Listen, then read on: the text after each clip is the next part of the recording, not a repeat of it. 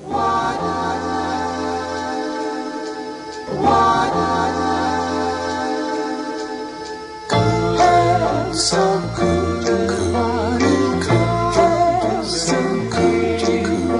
Voces Latinas, 1610 AM.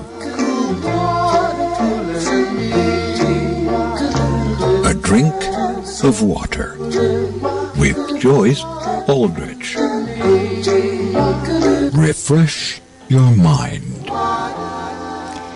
Welcome to this evening's edition of A Drink of Water. My name is Joyce Aldrich, and it is 24 degrees at 8:01. And, of course, we've got a lot of rain out there. I hope you're keeping dry. And I promised you it would get a lot cooler after the CNE started. It always does, you know. Anyway, this evening I have two guests in studio. I've got Mirza Ismail, who is a leader of the Yezidi people and has a Yezidi Human Rights International, and also Geoffrey Clarfield.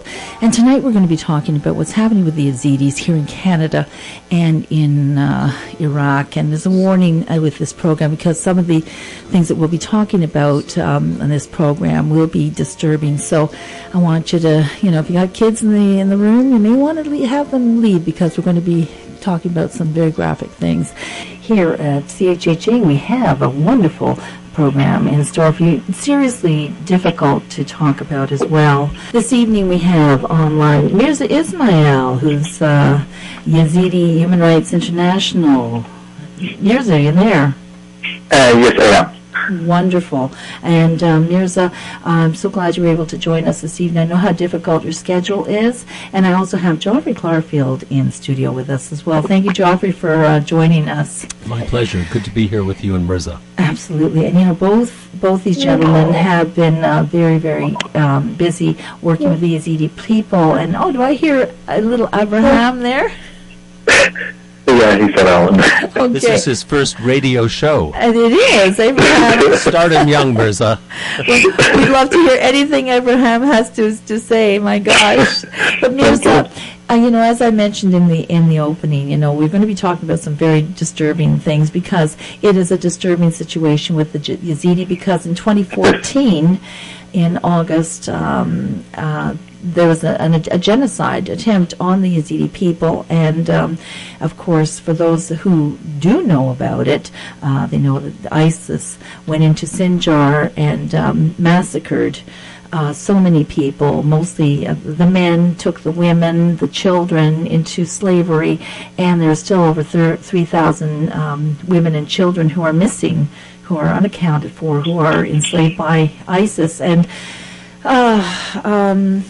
so we'll start off at that point. And of course, we know Canada offered to help back in 2017, and they did not fulfill their quota of 1,000 Yezidis.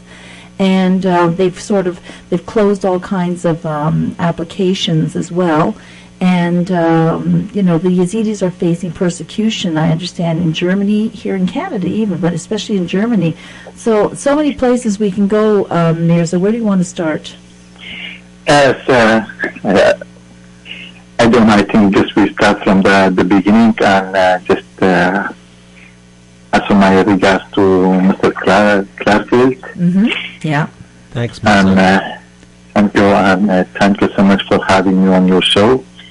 Well, and your help is greatly appreciated. So I hope that your listeners can hear more and more and do make some action. Mm-hmm. We have to make some action, absolutely. So, let's start with the very simple fact that the Yezidis have they've come. We have a community here in Canada. Let's start there. How many Yezidis are living in Canada right now? Do you think, Mirza? Well, according to people that I know, we have about 100 families in London, Ontario. Mm-hmm. We have about 35 families in Richmond Hill, mm-hmm. Which Project Abraham is taking care of them. Project Abraham, yes. Yeah, that was started by Mr. Geoffrey. Mm-hmm. You started it too, Mirza. We did it together. That's right. Never forget, you weren't alone. And also we have about 40 to 40 families in Calgary. Yes. And we have about 50 families in Winnipeg, Manitoba. And there were initially, I think there were about 42 families already living in Canada when the genocide occurred in the last genocide, because there have been about 74 attempts. And not all of them are since the genocide. Many of them were from 1991 during the first Gulf War started between Iraq and Kuwait. So they were living in Syria in refugee camp for over 7-8 years. Mm-hmm. And some also were living in Turkey, like myself. Yes. But the majority are the new one. That's right. And and of course the Yezidi people have lived in Nineveh Plain near Mount Sinjar for the last 7,000 years. Ancient indigenous peoples, peaceful, monotheistic. Yet the place used to be called like many different names, like from the Somalia to Babylon to Akkad to Chaldean, and like to Mesopotamia, and since the last 100 years ago has been called Iraq. Yes. So our history goes back to 6,768 years now. That's amazing. And you've had about 74 genocide attempts on the people, the Yezidi people, over the years, like over the hundreds of years. When did it start? Did it start with the Islamic State, or was it before that? Oh, no, before that. Actually, the genocide started against the Yezidis. The Islamic expansion started to Middle East. Mm-hmm. And start from like Salahuddin Ayyubi. Almost they destroyed the Assyrian, Chaldean, and then moved back to Egypt, and then like after they came and captured Jerusalem. Right. Well, let's and then to Ottoman and to ISIS. Yes. So it's the same ideology, just a different name, but same people, same ideology, just a different name. Okay, so the thing is, though, people and Geoffrey, you just come in on this one. It's understood by the world that ISIS has been succumbed. They're in abeyance. Like that's not really an issue anymore. But that's not the truth, is it? No, ISIS as an organized government with territory and an army has been more or less defeated. But ISIS as a formal organization, and ISIS as a fighting force, and ISIS as an organization that holds and enslaves Yezidi women has practically been untouched. The experts say that ISIS is now, and ISIS supporters are merging back into the wider population. So the only thing that's really changed with ISIS is that as a public renegade state, it's now turning into a secret organization. The 3,000 Yezidi women are still missing. Yeah. And I suspect that various pockets of ISIS are trying to get more slaves. And the coalition, which includes Canada, by the way, are doing absolutely nothing about it on the ground. You don't read about it, you don't hear about it. And when I called up a Minister of Parliament a couple of weeks ago, there was no response on this. Let me point out to the listening audience that our government, the Liberal government, has committed $379 million so that the Canadian military can act against ISIS in Iraq and Syria.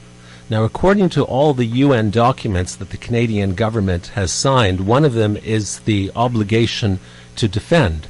We are not defending the Yezidi at any level, not in the internal displacement camps, not in the refugee camps in Jordan or Turkey, and certainly not in their homeland in the Sinjar, which, Mirza briefs me on regularly, and he's told me that ISIS fighters are going back into the Sinjar. Apparently, there's about 1,000 of them that have easily, at least. They're infiltrating so again. The Yezidi who have survived are still living in a state of absolute terror. And for those who actually think consistently on this, one would say, well, aren't they living in a country? Don't we have an embassy of Iraq in Ottawa? Well, Iraq's not acting like a responsible country. And kudos to Chrystia Freeland and Justin Trudeau for beginning to take on the Saudis, but absolute shame on them for not taking on the Iraqis, who are supposedly our military allies. When you think of it, it's disgusting. Well, I'm going to leave. We're going to go to break on that note, and Mirza will be coming back to speak with you as well and talk more about what's happening to the Yezidis here in Canada and in Iraq, and also the fact that when you talked about them going back into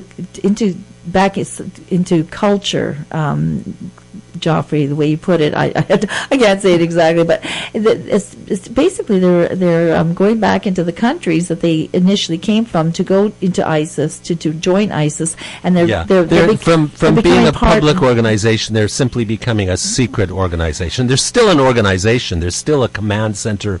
They still have their religious specialists writing these fatwas and rulings, which allow them to or encourage them to enslave Yezidi and to have jihad against the coalition forces. They've just gone underground, but and they're international. They're damn well organized. And yes, they are international. They're international, yes, and they are in Europe, and they are here in North America. Absolutely. We're going to go to break. We've got to talk about this, and people got to hear it. That's it. Okay, we'll be back right after this. They're coming break. to a theater near you. Yeah, very soon.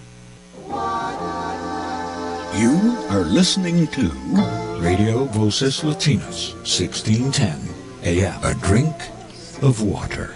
Well, if you're just joining us, my name is Joyce Aldrich, and in studio I have Geoffrey Clarfield, and on the line I have Mirza Ismail, who is with Yezidi Human Rights International. We're talking about Yezidi, their plight, which is immediate. It's a genocide. ISIS is trying to decimate them, along with the Chaldo-Assyrian Christians as well, we must say. Anyone who's not them. Anyone who's not... there's a lot of people being persecuted in Iraq, Syria, but we were also talking before we went to break about the fact that it has now become a more secret organization. ISIS is no longer the military organization on the ground, although they are on the ground as well, because we just mentioned that there are about 1,000 or more now, right, Mirza, who are in Iraq, and so and they are here because. Tell us the story about the woman in London, Mirza, who was on the bus, and there was another woman. There's another woman in Germany who had the same experience with one of her ISIS captors. How is it that Yezidi women who've escaped captivity from these monsters? Thank you, Geoffrey, and don't need to be riding on a bus in London, Ontario, or in Germany, where they're supposed to be safe, to look over and see the man who has raped them, who has enslaved them, who sold them to several men. So tell us about this. I've always said part of the story, but it's just so exasperating. Okay, the woman that was in London, Ontario. Yes. She met her captor on the bus. Mm-hmm. And she didn't know how that happened, but she was going to see a doctor.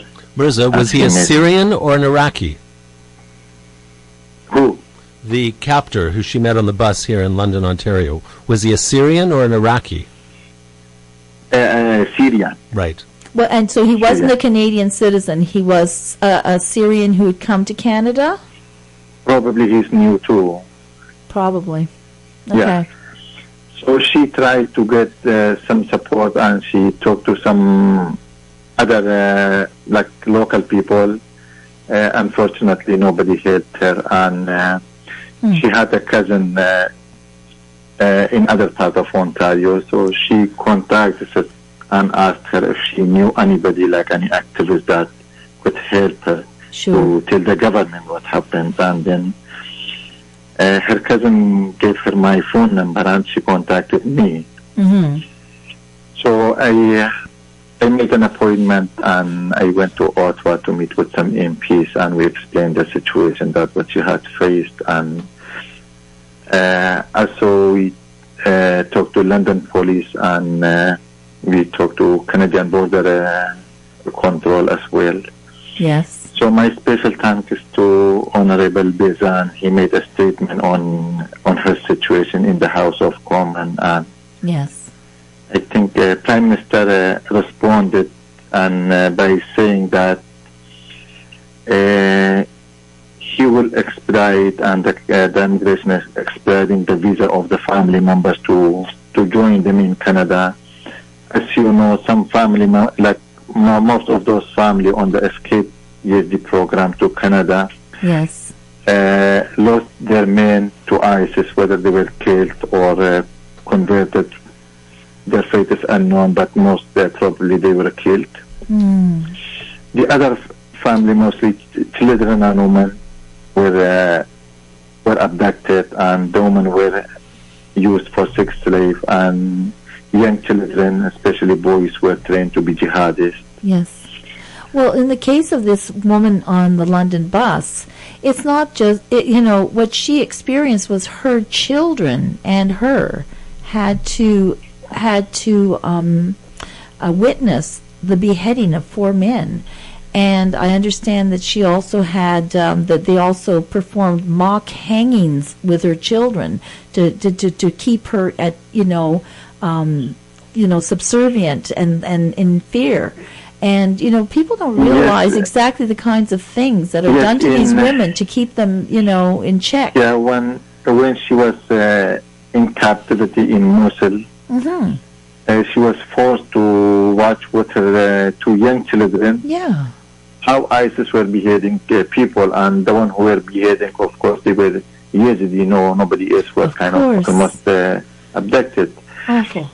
Because when ISIS came, they asked Christian to leave, hand over their properties and leave, because they are considered people of the book. Meaning the Bible, for people to understand. No mercy. They say you have to convert or you have to die. So they were beheading the Yezidi, and it was very difficult and was horrible when she said, like, they forced her with the 2 young children, how the ISIS with knife beheading men. And so then she meets this her captor on the bus in London. How horrible is that? I mean, what trauma? And the captor was in charge of selling the woman, and he was in Mosul, and from Mosul to Syria, from Iraq to Syria, Syria to Iraq, and that woman was the one who was sold by the captor that she met from Iraq to Syria. That's right. So this is the same thing that happened. She saw the man on the bus, she shocked, but when she got off, she was like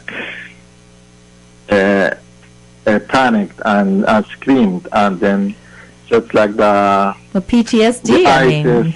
Put his hand to cover his face and then walked away. But she tried, and she went to the refugee center. She talked to someone. Unfortunately, they told her that because you are traumatized, and they didn't believe her.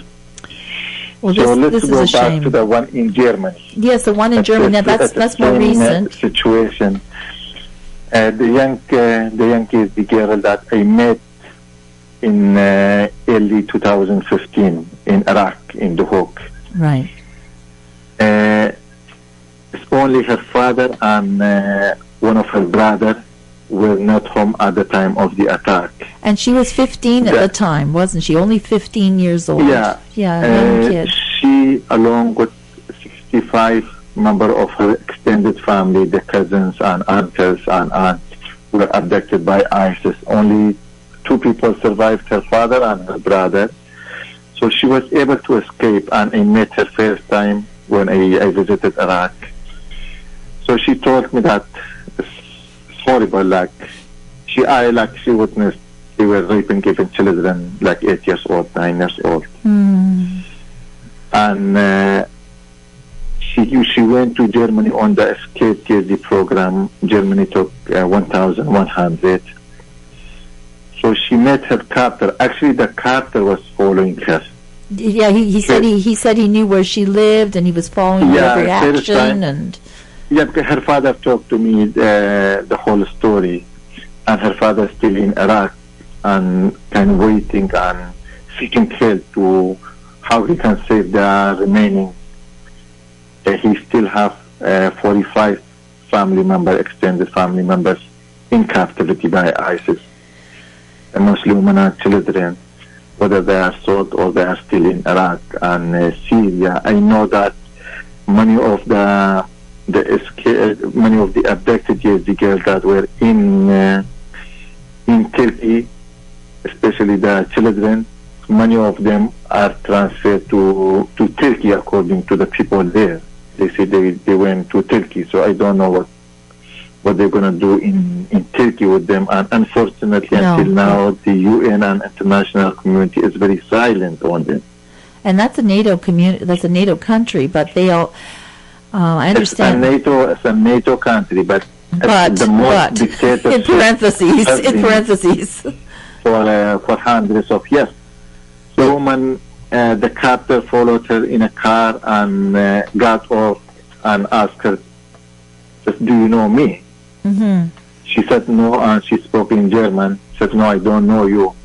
Said, like, "Don't try to get away. I know where you live. I know when you came to Germany, and you know me because you were with me." And the man is called Abrahan.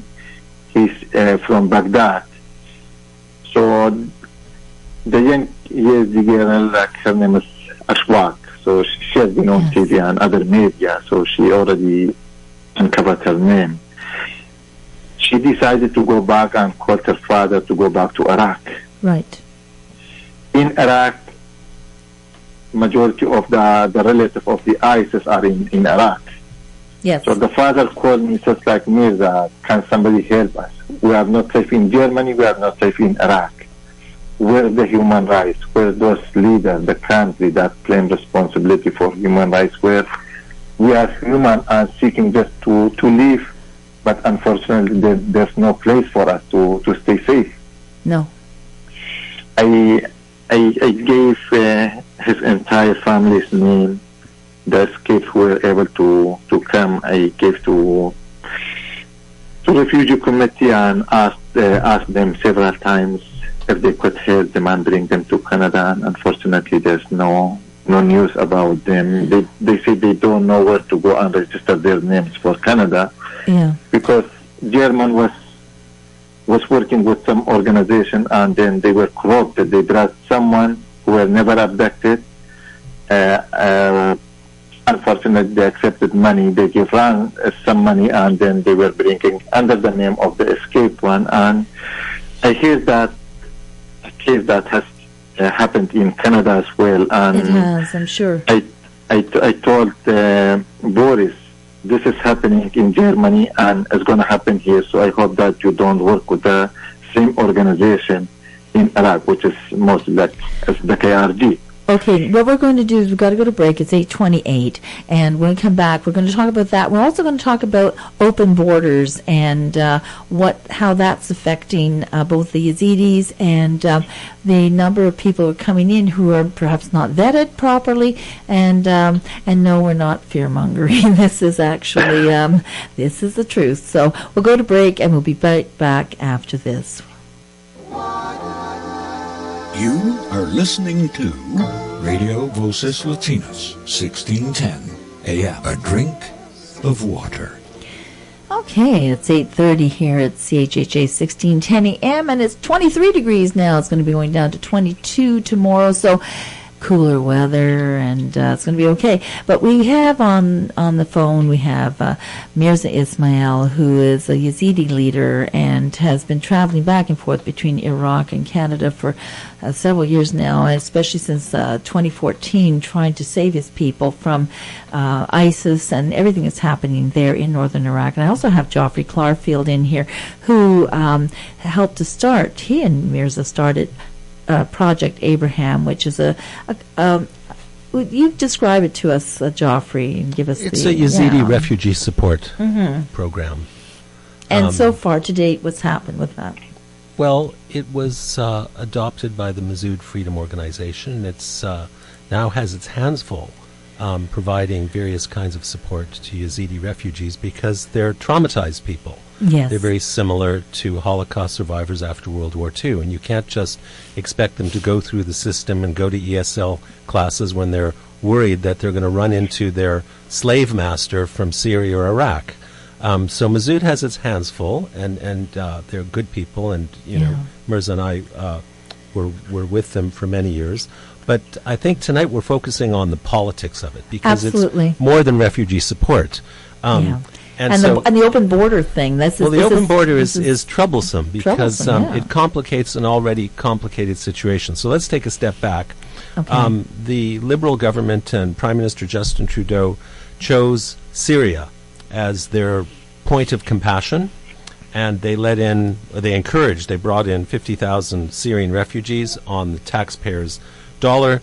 The opposition at the time made a lot of noise saying, are you properly vetting this people? And they said, of course, you know, we're not going to let anyone who shouldn't be here come in. They're finding out differently now. Well, clearly, that incident in London, Ontario, is probably the tip of the iceberg.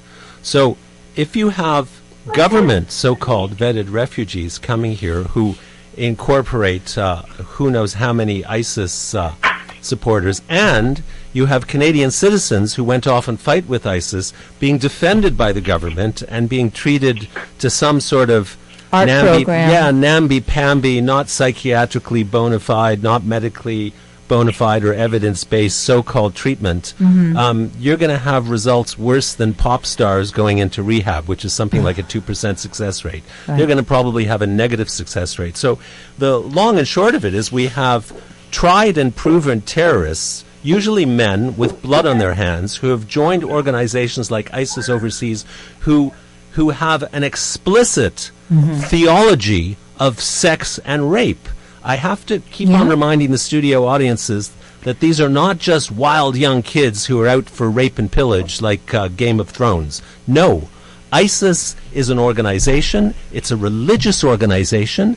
It's a variety of radical Islam. They have their preachers, they have their teachers, they have their mullahs. They write these things called fatwas, which are sort of like medieval canon law. And they say to these young men, go out, rape and pillage. It's a blessing. You're going to go to heaven if you do it. And these are the kinds of people, when they're on the run in Iraq and Syria, will come in through Latin America, through Mexico, into the States, and will come in over our borders. So there's two dimensions here. We don't know what kind of ISIS people are coming over the border now in this open arms, politically motivated desire of our government to show that they're better than the Americans. And then we have, believe it or not, and I don't know which is worse, bona fide Syrian so-called refugees who contain ISIS fighters. And it's worth repeating for emphasis, Canadian citizens who may have been born here, who went off and fight for ISIS. And burned their passports. That's right. And they were traitors. And the treason, it's treason. At best, it's like treason. Juvenile delinquents. I know.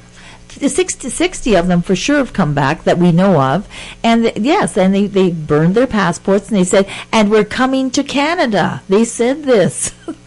It's an outrage. And I don't get it. I don't understand. No one gets it. But the thing that it'll only change when citizens and MPs and the media, who seem to be asleep right now, say to the Canadian government, okay, that's great, you picked a fight with the Saudis. You know, they're not terribly nice people. But Iraq is your military ally. The Saudis, Canadian troops are not in Saudi Arabia. Canadian troops are in Iraq. They're in Iraq. As we speak. I'm going to repeat myself. $379 million of our taxpayers' money is going to fight there. We're not doing anything. Now, one more point before I hand back to you is it hit me recently that the coalition, the allies, NATO, United States, Canada, are fighting the war against ISIS, the bad guys, in Iraq and Syria, very similar to the way the allies, the British and the Americans and their many allies, the Free Norwegian and Free French Army, fought the Nazis in Europe. The Nazis were systematically slaughtering Jews and Gypsies, and ISIS is systematically slaughtering and enslaving Yezidi, and we're declaring victory. That's not a victory. History is repeating itself. No, that's the wrong way. We are repeating a historical mistake. The Canadian media is asleep. The Canadian Parliament is asleep. The NDP, the Conservatives, and the Liberals are asleep, and they have to wake up. They do. And as soon as you start talking about these kinds of things, you're called, fearmonger, a racist, an Islamophobe, and it's really tough to try and get to the truth of the matter and to talk, because it's not about, and now, of course, with the whole thing with M103 and, and with the monies that Iqra Khalid just gave, has $23 million for multicultural incentives to help different groups within the Muslim community. And it's not about the Muslims. It's not that. It's about Islamism and the Islamic State. That's the difference, is it not, Mirza? Is there a difference there? Yes. Well, there's difference, and let's Big not difference. forget just at the beginning of August, like this August, about 3 weeks ago, like hundreds of ISIS came back from Syria to Iraq, to Baj area, where it's only about 34 kilometers south of Sinjar. Right, which is where the Yezidis live. Yeah, and then some of the Yezidi villages on the southern side are only as near as like 10 kilometers, 15 kilometers. Wow. So they saw it, and then the Iraqi government is not doing anything about them because just they went and their families are there. They came from Syria with arms. And the UN is not doing anything, neither the international community is doing anything. Southern part of Mount Sinjar, all the villages are still booby traps. No electricity. The Yezidi cannot return, and whenever the Yezidi decide to return back and just to rebuild whatever they can and live there, instead of being insulted on a daily basis in IDP camp in northern Iraq, then there's a Turkish airstrike. That's right. That just happened. That Turkish airstrike, and they killed a Yezidi man who was a great fighter. It's not only a man. They killed many. Many people, several. Yes, and And there was like a fourth commemoration, like a fourth anniversary of Kojo massacres. That's right. They were there. Then they know like 100% someone were in contact with the Turkish pilots to do that. Because all the men in Kocho were massacred. I just wanted to let our audience know. Every man in Kocho was massacred during that attack in Sinjar in 2014. I'm in contact with the people of Kocho. I have many friends. Yes. Then they told me like about 600 men were killed on spot on August 15. About 200 older women were killed. They say you are not good for any use anymore. And then they abduct the rest. So the total was about like 2,000 people or 1,800, something like that. So it was a Turkish Air Force that did the airstrike. A NATO country gets away with this airstrike on Sinjar on Yezidis. Like, how did that happen? And the Turkish excuse, they say they are going after PKK. So if they are going after PKK, why only they are doing the airstrike against the Yezidi in Shingal and in Afrin? Because both areas are Yezidi. There are thousands of armed PKK in northern Iraq, in Suleimania, in Doho, in Zako, in Erbil. Thousands are in Kamishli, in Hasaka, on the border. Why they don't attack those ones, but it's only within the Yezidi region? Because Turkey is the Mirza, main. we have to remember we have to remind the studio audience that there was a large Yezidi community in eastern Turkey until the 90s, and when Turkey started getting Islamic, they drove them out, and that was the first immigration into Germany. My grandfather was one of the genocide survivors during the Ottoman, and he moved to Syria for a couple of years, and then he came to Iraq. During that time, southern eastern Turkey were only Yezidi, Assyrian, Chaldean, Syriac people, and there were also Jewish people have been there for a long time. Now, probably there are less than 15,000 Yezidi, or maybe less than 10,000 have left there. So every attack during the Ottoman, like you know, like the area was the region of Armenia, of Greek, Yezidi, and Assyrian. There were no such as Turks there. They came on the 7th century. from Mongolia. That's right. It's not their historical land. Yeah. And today they are exterminating the remaining Yezidi from Turkey. Just a few months ago, the Yezidi built a house called for the condolence house. Somebody died, it was like a big hole. They airstrike that house and they destroyed it. This is like, you are infidels, what are you doing here? Right. So the world is not doing anything, especially the NATO members is not doing anything. The NATO members are supporting Turkey to do that. Otherwise, they would kick out of NATO. Yeah, and here's Canada, who has basically stopped any kind of applications for people. And you said that there are families who are actually split up now because people who thought they would be joining their families who are already here, who have made the trip and have been fortunate enough to come to Canada to safety, except they're meeting their captors. But they still have family in Iraq waiting to come over, but they can't. Yeah, well, I think Geoffrey saw a few of them with me last time when we met in Toronto. And any family you see here that came here on the Escape Yezidi program, they have their immediate family member in Iraq, and then they told them after you go, they're going to follow you.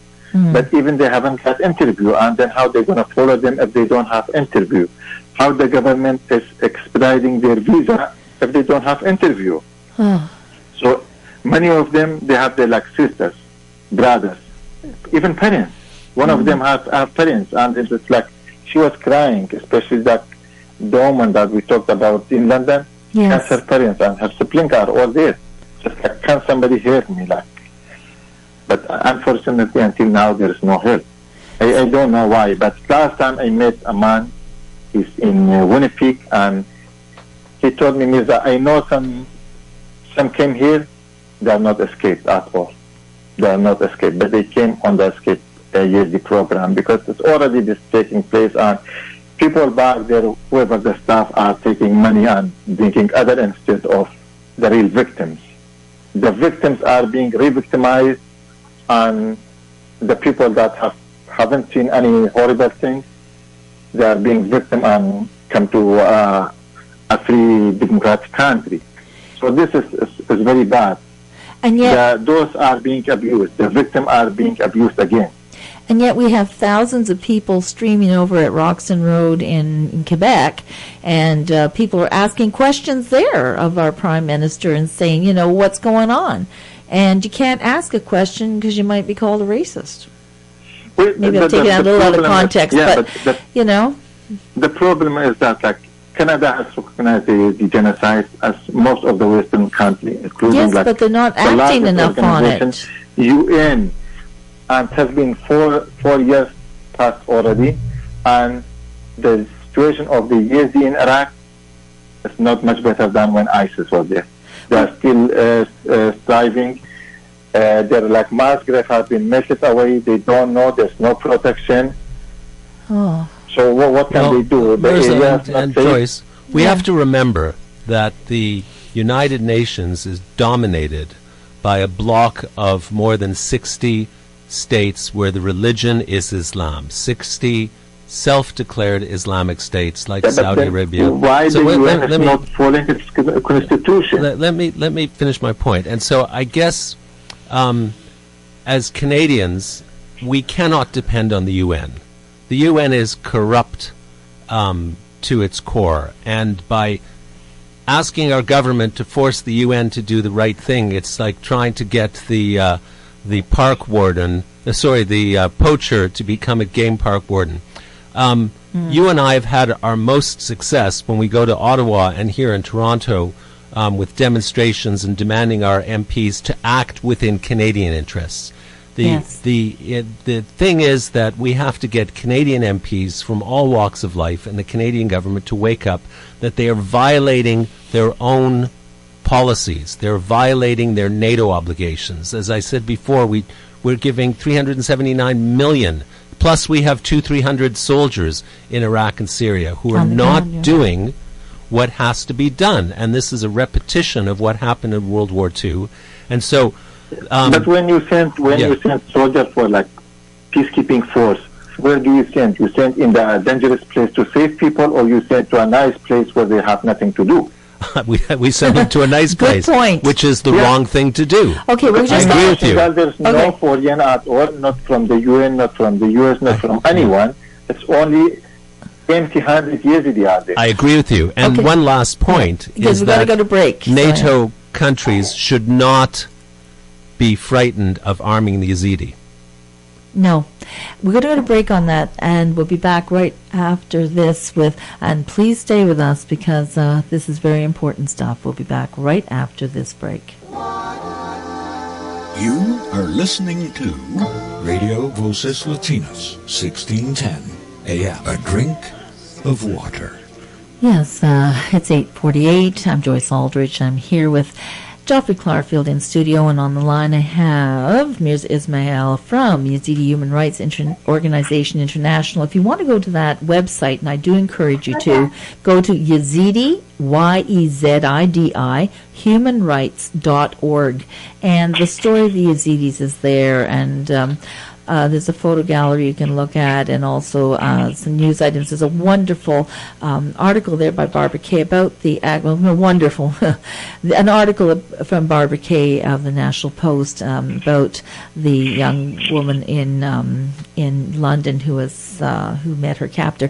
So we were talking just before we went to break, Geoffrey, about we're really reliving a mistake from the Second World War when we were fighting the Nazis, and we haven't learned. We have because history repeat. Well, you said we're repeating history, not history repeats. Better but we are we're repeating. Not victims. No, we're active. Yeah, we're an active participant in this mess. That's right. And so how we don't have too much time. We've got about 9 minutes to sort of wrap all this up. How can people help who are listening? We've got a lot of people listening in tonight, and how can they help the Yezidis? Because this is ridiculous. Do they write their MPs? Do they... well, the first thing they have to do is get on the internet and read about the Yezidi and learn a few simple facts. Number one, the Yezidi are the indigenous people of Iraq and Kurdistan. They've been there long before anyone else, and Canada's approach to indigenous peoples should be the kind of example. In other words, they should come first because they've been treated as the last in their own home. Now, number two, Canadians have to remember that, believe it or not, Iraq is actually our military ally. Number three, we have boots on the ground. We're funding it there. We're part of the coalition. We believe in human rights. We do not practice it. The Kurdish regional government, that part of the Federation of Iraq, which allowed the genocide to happen 4 years ago, disarmed the Yezidi. Yes, they did. We have to arm the Yezidi. This sounds politically incorrect, but in the Middle East, if you don't have your own militia, you get killed. And we have to insist that our government, our present government, be consistent. You can't go picking a fight with the Saudis, who have a society based on Sharia law, when their neighbors next door, ISIS in Syria and Iraq, are practicing a form of Sharia that enslaves Yezidi, and look the other way. Let's be consistent. If you're going to apply universal human rights to the Near East and to the Arabic heartland, Mesopotamia and Saudi Arabia, please be consistent. So we ask our listeners and we ask people to write their MPs and say the kind of toughness that you're showing to the Saudis, you have to show to the Iraqis, and you have to do so in favor of the minorities that they're beating up, because if Canada is feeling guilty about beating up its indigenous peoples, we should not be facilitating our military allies beating up theirs. That's right. Mirza? Well, first of all, I would like to talk about the Yezidi refugee in Turkey and Yezidi refugee in Syria still. There are about 1,200 Yezidi refugees still in Turkey left in camp called Midyat, and they are being ordered to leave at the end of this month to go to other camps, where the other camps, one in Gaziantep, they are full of terrorism. The Syrian terrorists live there, the Iraqi and then they are like Arab majority, cartoony, and then the Sunni from Syria, like the Yezidi cannot go there. They are afraid they cannot go and live with them. Yeah. And now they have been ordered by the Turkish government. They have options. They can go live on their own in cities, or they should go to one of those camps then where the UN can help them. Why UN cannot help them to rent houses until they go somewhere? And the UN staff are discriminating against the Yezidi people there, against the Yezidi refugee in both in Syria and in Turkey. For the Yezidi, they give them like after first initial interview with the UN, they give them like 4, 5, 6, 7 years. That's for right. the next interview. 2022 or something. Yeah. From Syria, it's a year or less. This is injustice by UN. Well, we already talked about the UN. Yeah, don't rely on them. Forget about that. We don't know where to go. In October of 2014, during the Obama administration, Obama dropped thousands of tons of weapon and ammunition to ISIS by mistake in Syria. Yeah, why they couldn't make a similar mistake and drop one load of weapon to the empty-handed Yezidi on Mount Shingal? Unreal. Nobody armed them to defend themselves. They unarmed them and they ran away. The Qadi had empty-handed Yezidi to ISIS in order ISIS doesn't attack Kirkuk. Yeah, we got another 3 minutes. So and also it's very important. Like now the Yezidi in Nineveh Plain, or in which is called like part of southern Kurdistan in Iraq, their properties are being taken by the Qadi authority. When the Yezidi file complaint to U.S. consulate in Erbil, they say this is a domestic problem, we cannot intervene. They file to UN, they don't do anything. This is extermination taking place against the Yezidi by Barzani and his mafia organization, and the world is silent. Okay, Mirza, the world is silent. We have to sort of, we're wrapping up the program now. It's 8:54. We've got a couple of minutes. Geoffrey, you're rubbing your head. No, I agree with everything that Mirza says. Yeah. I agree with everything that Mirza says. And to make it practical, the Canadian government and NATO does not have a coherent, integrated policy vis-a-vis the Yezidi. The refugees who are with cheek by jowl with Muslim terrorists have to be given their own camps. Dwight Eisenhower himself, after the Holocaust, and recognized that Jewish concentration camp survivors were sitting in the same DP camps as Nazis and SS, actually ordered that the Jews have separate camps because their lives were at risk. The Yezidi need separate camps. They need to be protected by NATO. They do not need to be protected by the UN because the UN persecutes them. The Yezidi who are disarmed... Sorry, Mirza? Why Canada can't bring this 1,000 from the Turkey? Yes. Canada is a big country. It has a robust economy. And it's bringing in thousands and thousands. Welcome, and they're not bringing Yazidis. I don't get it. We don't have a coherent immigration policy. I don't know. Probably we are considered infidel by the West too, by the politicians. Yeah. When you rule by adhocracy, when you reel and move from one crisis to another, from one emotional outburst to another, you do not do democracy, you do not do your country, its history and its traditions, or your allies. One last thing. Many Yezidi men fought with the coalition. Okay, we're coming up to the end here, and they're our allies. They are our allies. Over to you, Joyce. So we got to leave. This has got to continue this conversation. Mirza Ismail, thank you. Geoffrey Clarfield, thank you very much. And go to YezidiHumanRights.org. Get the story. Get online. Learn. Call your MPs. Make a noise, a big racket for the Yezidis. They need you. They really, really need you. And you can volunteer at Project Abraham even if you want to. So thank you for joining us this evening, and I hope we haven't been too heavy, but sometimes you got to just take a stand. Okay. Thank you for having me. Thank you so much, Mirza. Joyce, it's always a pleasure to speak with you both. Thank you. Thank you so much, we'll talk. Geoffrey. Thanks. Thank you. Yeah.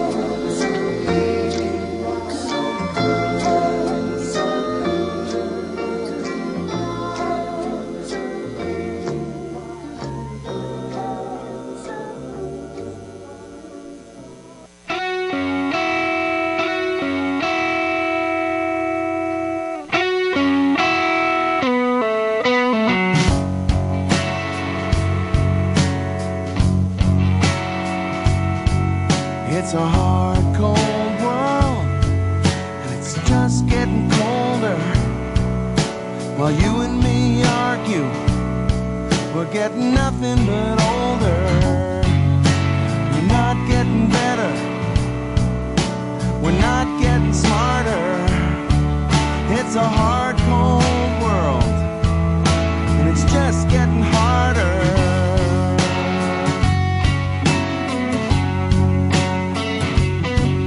It's a hard, cold world. In your car, at home, at work, or wherever you tune in from, CHHA 1610 AM, Radio Voces Latinas. Radio Voces Latinas.